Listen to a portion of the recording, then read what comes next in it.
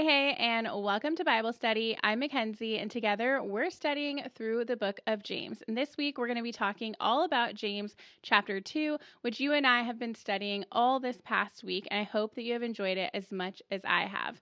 Before we jump in, I just want to mention that in my James chapter 1 video from last week, I tried to touch on and answer some of the questions that I thought might have come up for somebody approaching these study pages for the first time. So if you have questions, go ahead and check out that video. The second thing you can do is watch last week's podcast episode where I walked you through how to study the Bible, and I broke down this method in pretty great detail, and I answered a lot of things in there as well. So if your question wasn't answered in James 1, you can also check out that. Or you can just drop your question below and I'll do my best to respond and get that sorted out and get you back in those study pages. But I really want you to understand what the pages are asking you to do. I want to clear up any confusion, and I really want you studying with so much confidence. So don't hesitate to ask your questions in the comments below. And of course, if you haven't watched that chapter 1 video and left your comments from your own study, your insights, what stood out to you, how God moved throughout your week in James chapter 1, please do. I really want this online Bible study to be a community in the comments where everyone is sharing their insights, answering questions, helping one another learn things that they didn't quite take away, or maybe insights they didn't see, and so on. And that can't be possible if you don't participate in the comment section as well, if you're doing the study along with us, especially if you're doing it in real time as these videos come out. So please go over there and participate. At the end of this video, please participate and share your insights in the comments from chapter 2.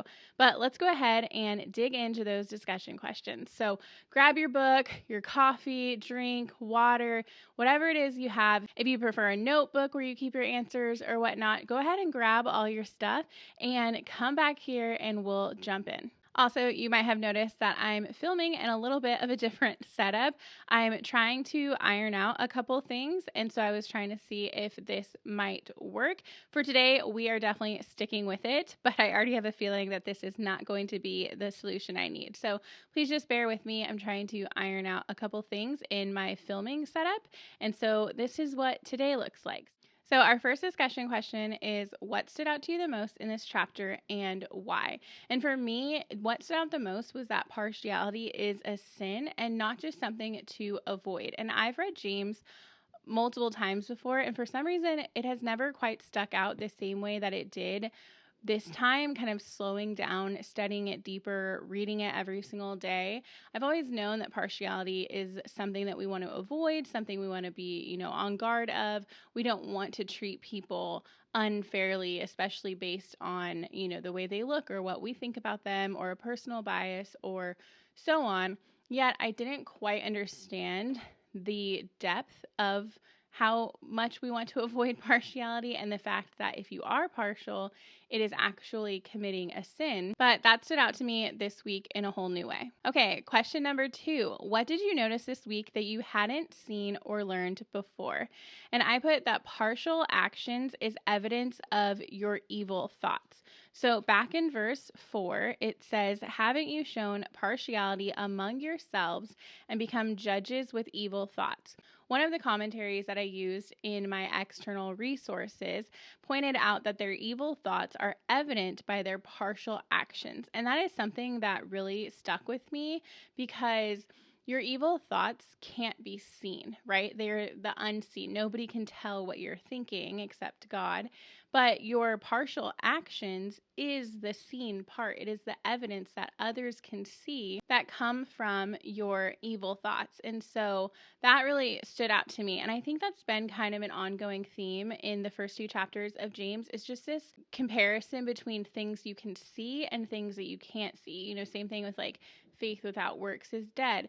Your faith is not really something that is seen by others. Like you can say you have faith and others can, think you do or think you don't, but it's like they can't know for sure, right? They can't see inside of you. They can't see inside your heart. They can't know how much you truly believe in Jesus or live for Jesus, etc., to some degree. But your works are kind of that seen evidence of your faith, right? Because it's not works to be saved, but it's works out of your faith. Like first comes faith and then comes works from that faith because of that faith. And so it's kind of this idea that there's, this unseen element paired with a seen element that outside people are able to see. It's this external evidence that, comes from what's really inside of you.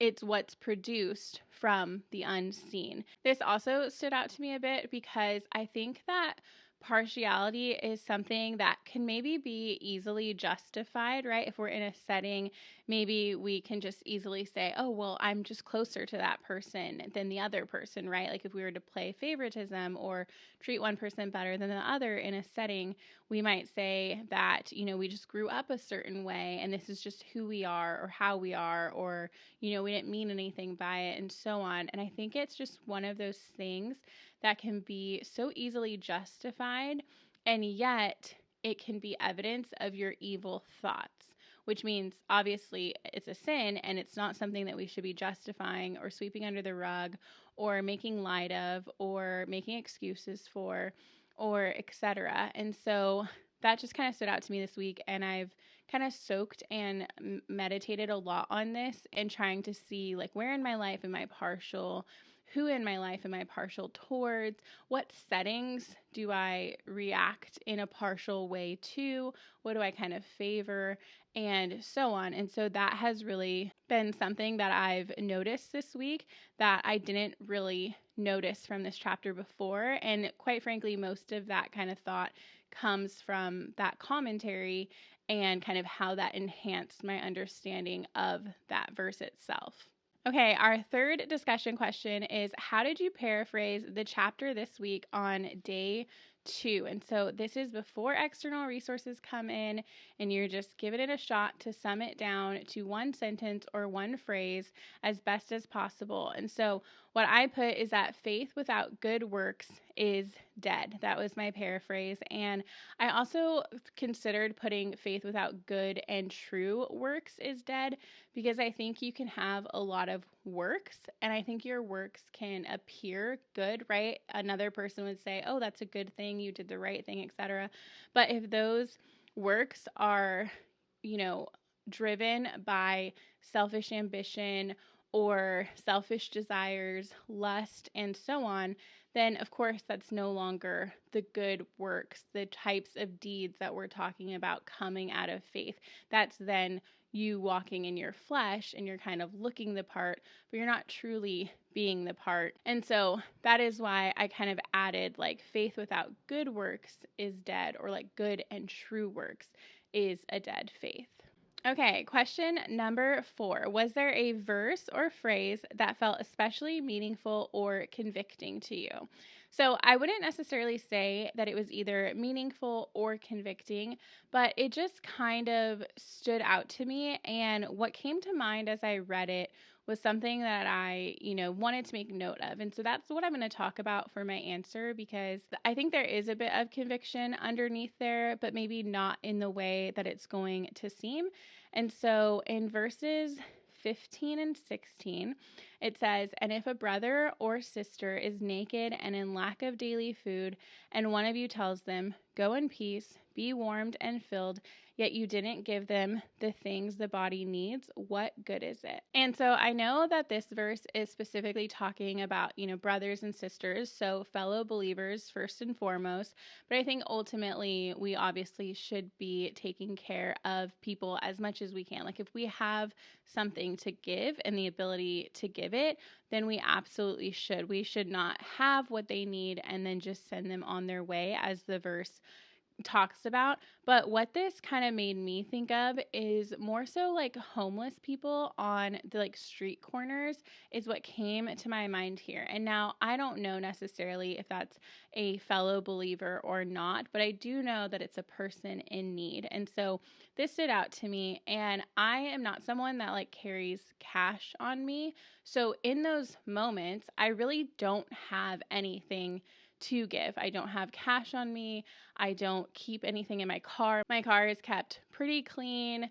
I empty it out a lot. There's not really anything in there that I could give out to somebody. And so in those moments, it's not that I have what they need and choose not to give it to them, which is what the verse is saying. And so that's kind of why I said not fully convicted in that same way, because it's not really a set match to the verse itself and like what is being said in the verse, but I still think it's important to care for others and to do what we can. And so while I don't currently like have anything in my car to give and I don't carry cash on me, I used to do this thing where I would have bags that I made and put together and I would leave them in my car. And when I lived in a different state, there was a lot of homeless that we would come into contact with. And where I live now, there's not as much of that.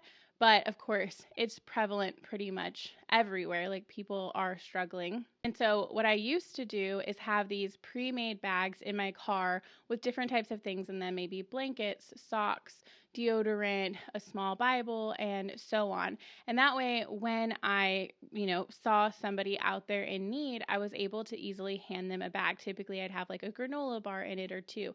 And these were really great to have and to have prepared.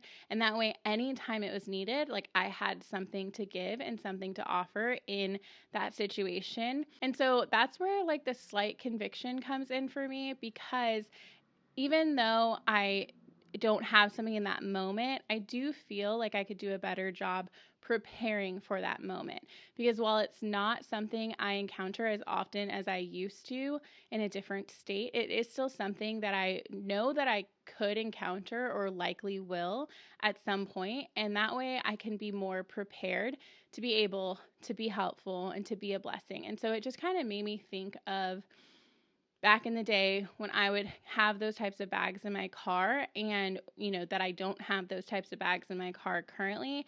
That is a long explanation to this question, but it just kind of popped out at me of like, why don't I do that anymore? Why don't I make those bags anymore? Which then kind of leads me to our next question, which is, what is one practical way this passage could shape your choices, habits, or relationships this week? And so kind of piggybacking off of that, my answer was just to kind of plan out how to create those car bags again and kind of what to put in them, how to work that into my budget, and so on, and kind of start building those up again and having those available so that when I'm in a situation, I have something that I'm able to give that they need and I have. And again, this isn't an exact parallel to the verses that I read, but it's just kind of what came up for me this week and what I want to get back in the habit of doing. And then our last discussion question says, what part of this chapter do you want to keep meditating on or revisiting?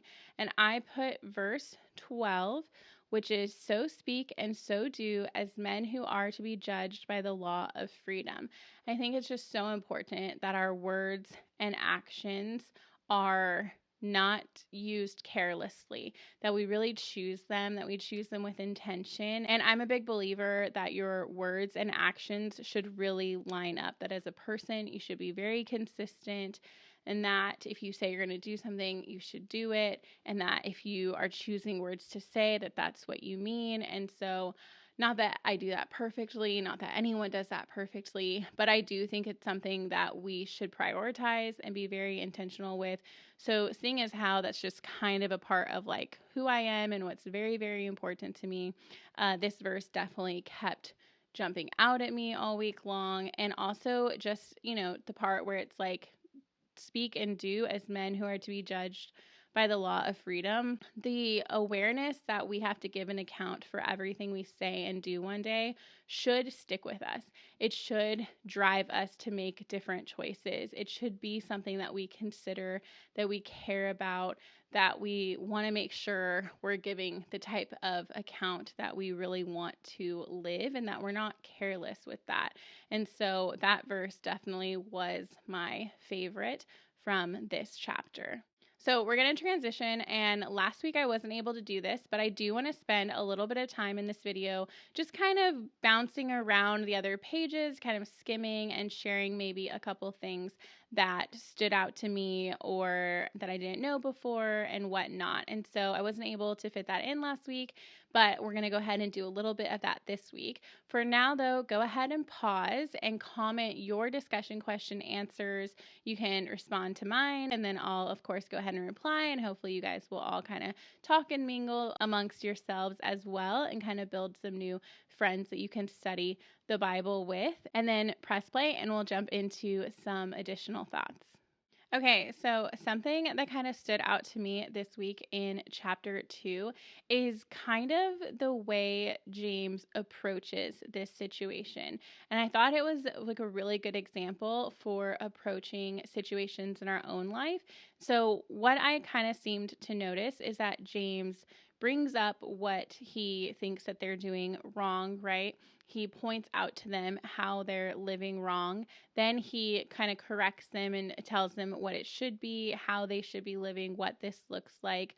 And then he goes into 2 examples to support his statement. He uses an example of Abraham, and then he uses an example of Rahab the prostitute. And what I really loved a lot is that Abraham is the father of the Jews, right? So he's using a Jewish example to kind of speak to the Jews. And then Rahab was a Gentile. And so now there's a Gentile example. And they're both being used as examples of people whose works revealed their faith, right? Like they had living faith and their works were proof of that. Their works were evidence of that. And it didn't matter that it was a Jew or a Gentile. Like he used both types of examples to show that no matter what side you're on, it's the same thing. It's still faith without works is dead. It's still, you can't rely only on one thing. And I thought that was very cool that he used those types of examples, and also that he went to scripture to support what he was saying to them. So he's pointing out something in their life, he's telling them what they should be doing, and then he's supporting this with scripture they would know, scripture they're familiar with. And I just thought that that was a really good example of how we can maybe approach certain situations in our life. I know that there's another section of the Bible that walks you through how to confront someone and how to, take someone with you and bring it to their attention and so on. I do know that there is other ways to handle things in other parts of the Bible that give direct instructions for certain things, but I just thought that this was another really good example that you could use, that when you're going to go and speak to someone, when you're going to maybe point out something, because we should, right? We should be helping one another. We should be sharpening one another. We should be walking closely with one another. And sometimes that means saying something hard, but in a loving way. And I think that this is a good example of that, to kind of bring up what you see, kind of compare it to what it should be, and then to support everything with scripture, not your own opinion per se, not your own thoughts or beliefs, not what's working for you, but like scripture, and point them back to the Bible, point them back to Jesus, and not only others, but to do with yourself as well. I think that that can be a really good kind of example to follow. And so that was kind of something I put on the application question when it came to those 9 questions about, is there an example for me to follow? This wasn't an outright example in the chapter text itself, but this was kind of like what I saw happening through the chapter. And one commentary that I used this week pointed out that James wrote to Christians from a Jewish background that discovered the glory of salvation by faith. They knew the exhilaration of freedom from works righteousness, but then they went to the other extreme of thinking that works didn't matter at all. And so here they were thinking, oh, I have to earn it. Then they realize that they don't. And so they swing the completely other way and say, okay, works don't matter. I don't have to do any works. I only need faith. And James is bringing them back to like somewhere in the middle. And he's saying, no, your works still matter. Your deeds still matter. In fact, not only do they matter, but they're actually evidence of your faith. And again, it's kind of that seen and unseen thing that I mentioned earlier, where your faith is kind of unseen, especially to others, right? But your deeds, your works that come out of your faith is the seen thing. That is the fruit that we're able to see in someone's life, that is the works that they're doing because of their faith and so on, right? That underlining kind of drive that directs their works, that their works come out of. And so James is saying it's not one or the other, it's actually faith and then works, and that proves your faith. It proves your faith genuine when your works are evidence of that faith, right? It's the evidence of your life that you have a true, genuine, living faith. And so that stood out to me this week, and there were lots of other good things. There were some really great cross references. I hope you took the time to kind of sit and find those cross references and make those kinds of connections to other parts of the Bible. I think that is one of the funnest things you can do, is start to piece all of these elements together. But I'm going to go ahead and end this video here because I don't want it to get too long. I look forward to seeing what you took away from James 2. So be sure to leave a comment, please, and share those insights with me. It doesn't have to be a whole lot. You don't have to answer every single question. Just share one or two things that you took away from the week, or, one or two responses to something that I've said in this video. And I would love to just hear from you and chat with you. And of course, you already have your Chapter 3 study guide in your email, so you can grab that, print that off, and get going. If you have any questions, don't hesitate to reach out to me or leave your question down below, and I will do my best to help you. I really hope you're enjoying the study. Keep an eye out for this week's Hold the Fluff podcast episode. I hope you'll take the time to check it out. And of course, I'll be back with you next week to talk about James chapter 3. Happy studying. Bye.